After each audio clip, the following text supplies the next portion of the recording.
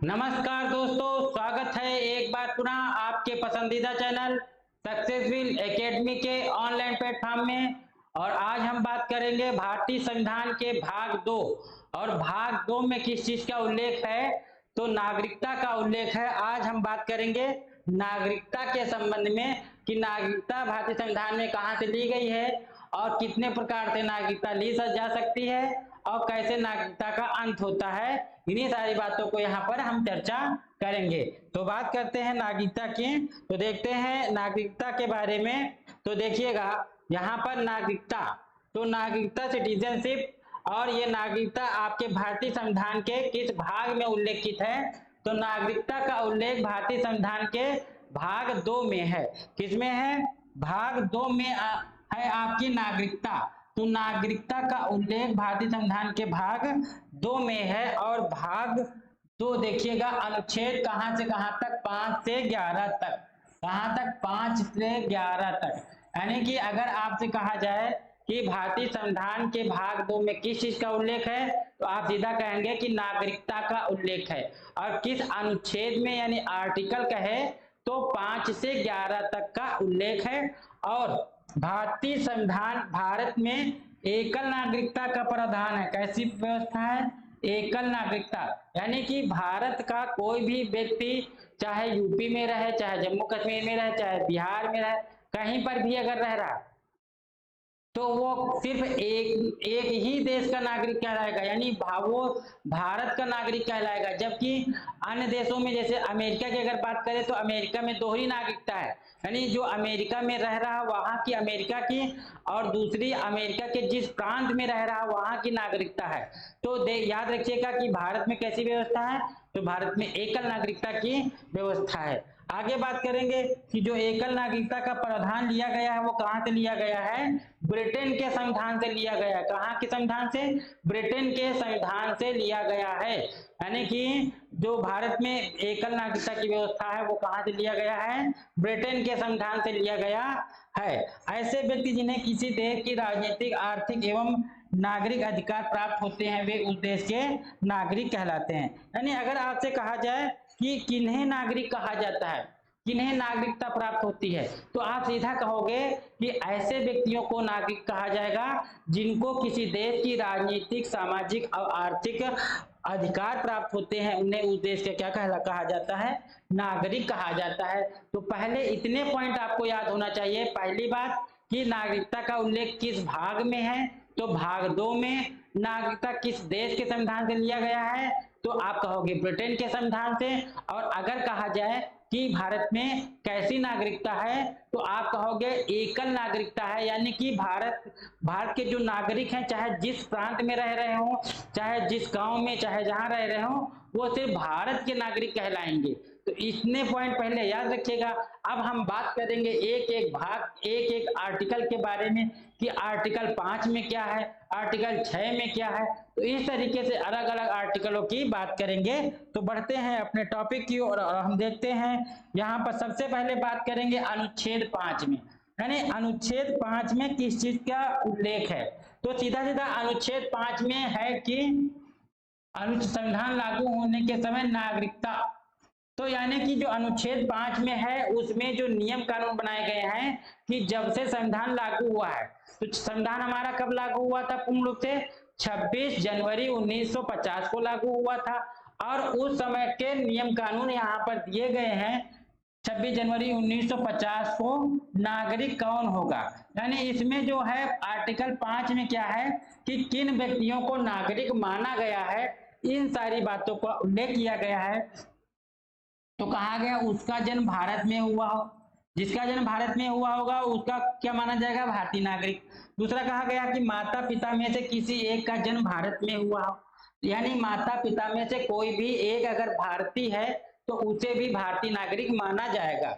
आगे है संविधान लागू होने से 5 वर्ष पूर्व भारत में रह रहा हो, यानी इतने नियम कानून थे जिसके अंतर्गत भारतीय नागरिक माना गया है कि संविधान लागू होने के समय उन माता पिता में से कोई एक भारत का नागरिक हो, यह संविधान जब लागू हुआ उससे 5 वर्ष पूर्व से भारत में अगर कोई रह रहा है तो उसे भारतीय नागरिक माना जाएगा।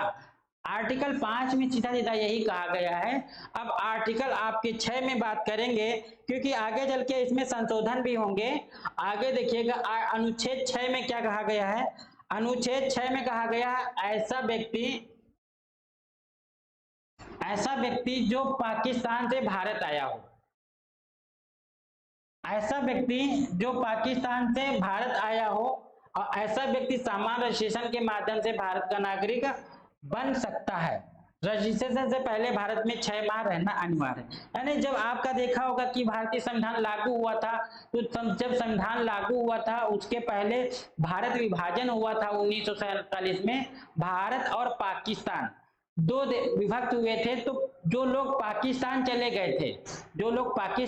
गए थे और पुनः वो भारत में आना चाहते थे, तो उनके लिए नियम बना दिया गया आर्टिकल 6 के अंतर्गत कि जो पाकिस्तान से भारत आया हो उसके लिए नियम कानून, और ऐसे व्यक्ति सामान्य रजिस्ट्रेशन के माध्यम से भारत का नागरिक बन सकते हैं, यानी रजिस्ट्रेशन करा लें और वो भारत के नागरिक कहलाएंगे। साथ में क्या है कि वो रजिस्ट्रेशन से पहले यानी रजिस्ट्रेशन कराने से पूर्व 6 माह तक क्या हो कि वो भारत में रह रहा हो।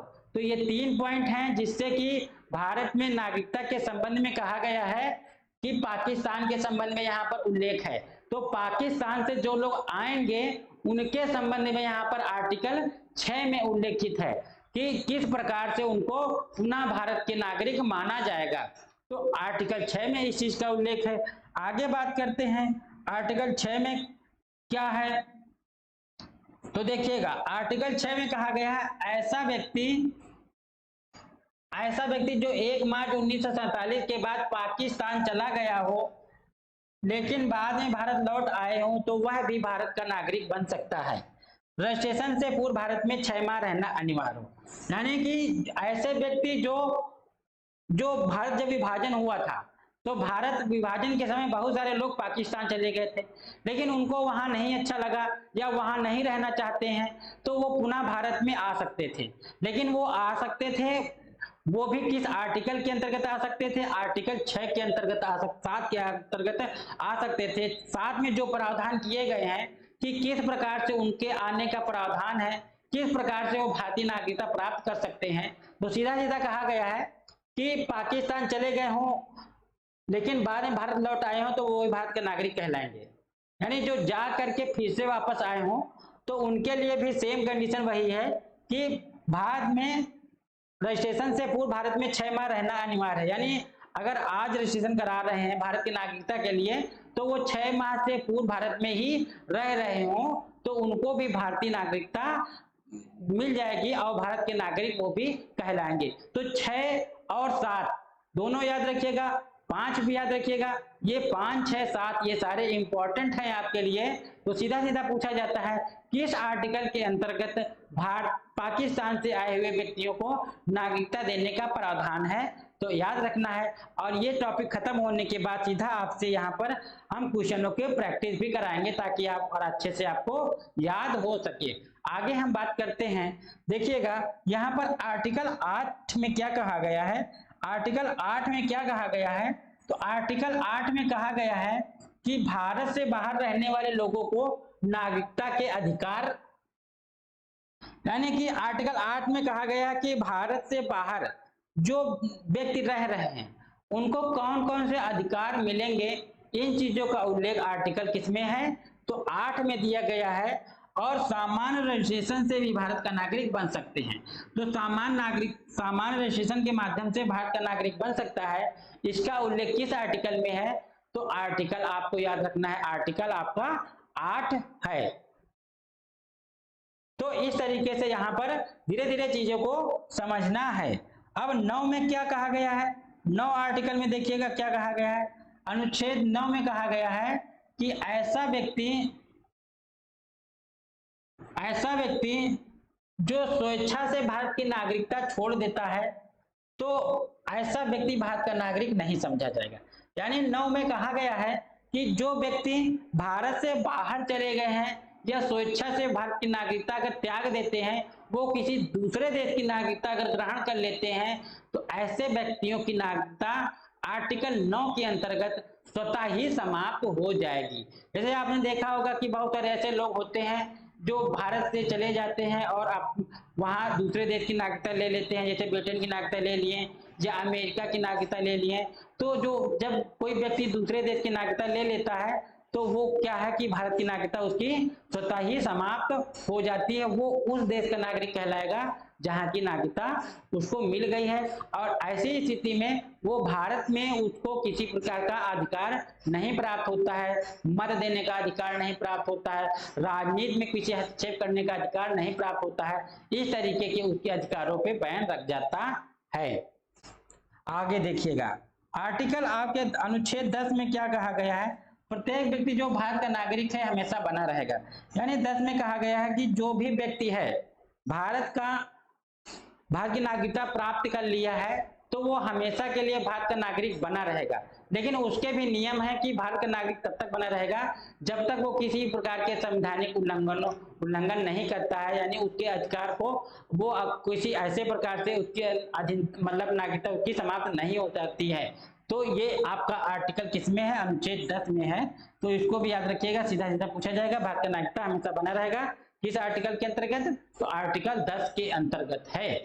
आगे देखिएगा कि कहा गया है अनुच्छेद अब 11 में क्या है, लास्ट है क्योंकि 5 से 11 तक नागरिकता के संबंध में उल्लेख है। तो अब 11 में क्या कहा गया है, 11 में कहा गया है संसद को यह अधिकार है कि वह नागरिकता के अर्जन तथा उसकी समाप्ति के लिए नियम बना सकते हैं।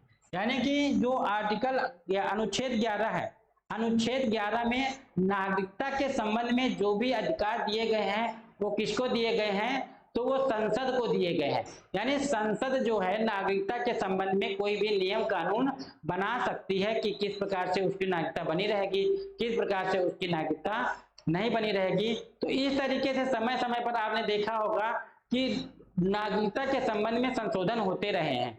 जैसे 1955 में सबसे पहला संविधान संशोधन हुआ था, और अभी हाल ही में आपका जो है 2019 में भी नागरिकता के संबंध में कुछ संशोधन हुए हैं। तो जो भी नागरिकता के संबंध में संशोधन हुए हैं उन सारे संविधान संशोधनों की भी बात करेंगे। तो देखिएगा, सबसे पहले जो संशोधन हुआ था नागरिकता अधिनियम 1955।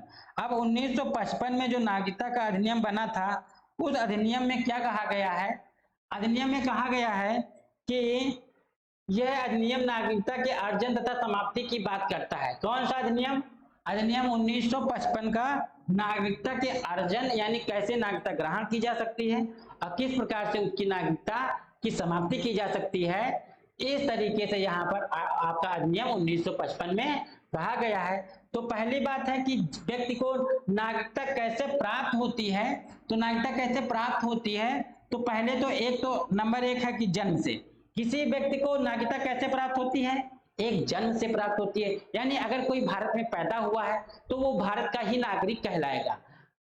भारत में अगर कोई व्यक्ति पैदा हुआ है तो वो भारत का ही नागरिक कहलाएगा अधिनियम 1955 के अंतर्गत। दूसरा क्या है कि वंश के आधार पर, वंश के आधार कहने का मतलब है किसी के दादा दादी पूर्वज अगर भारत में रह रहे हैं तो भारत में ही अगर जन्म हुआ है तो वंश के आधार पर उसकी नागरिकता उसको मिलेगी। तीसरी प्रकार का पंजीकरण के द्वारा, जो अभी हमने बताया कि अगर कोई भी व्यक्ति अगर भारत में रह रहा है, भारत में अगर जो है 6 महीने रह लिया या इसका आगे रह लिया तो उसको क्या होगा कि भारत की नागरिकता उसको पंजीकरण के माध्यम से भी प्राप्त की जा सकती है। और इसमें समय समय पर संशोधन किया गया है नागरिकता अधिनियम 1955 के अंतर्गत।